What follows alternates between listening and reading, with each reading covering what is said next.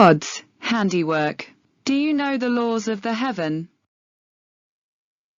Celestial sovereignty belongs to God. He questioned Job. Can you bind the chains of the Pleiades? Can you loosen Orion's belt? Can you bring forth the Mazzaroth constellations in the seasons? Can you hunt the prey for the lion? Who provide food for the raven? God's handiwork. Do you know the laws of the heaven? The law of heaven are entirely under God's governance. Celestial sovereignty. God asks if Job can control the stars, such as binding the Pleiades, or loosening Orion, or dictate the timing of constellations. These questions illustrate that the law of the heavens are entirely under God's governance, not human. God asked Job the governance of weather. Can you command the clouds? Who can number the clouds? Or stay the bottles of heaven? Meaning rain, lightning, and the water cycle.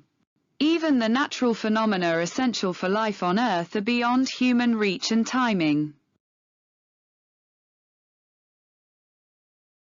Providence for creation. Can you hunt the prey for the lioness? Who provide food for the raven?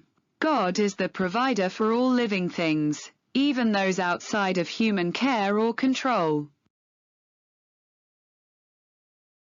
A shift from human perspective to divine perspective.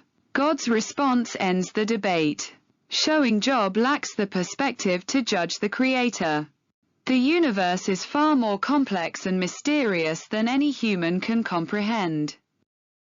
Humility and dependence. The passage serves as a reminder of human limitations.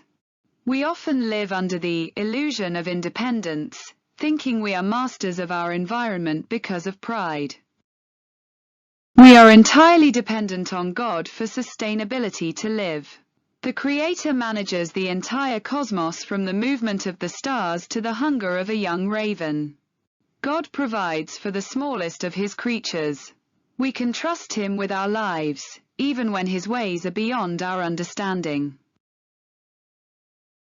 Silence is not absence. God failed to answer Job's specific questions about his suffering does not mean He is absent. Instead, God presents a whirlwind tour of a world that is wild, beautiful, and governed by His grace, suggesting that God's sovereignty is the ultimate anchor for Job's faith. God's meticulous care. Humility and trust. Job's moment of reverence. Who provide food for the ravens? Human wisdom is limited. God is sovereign over all.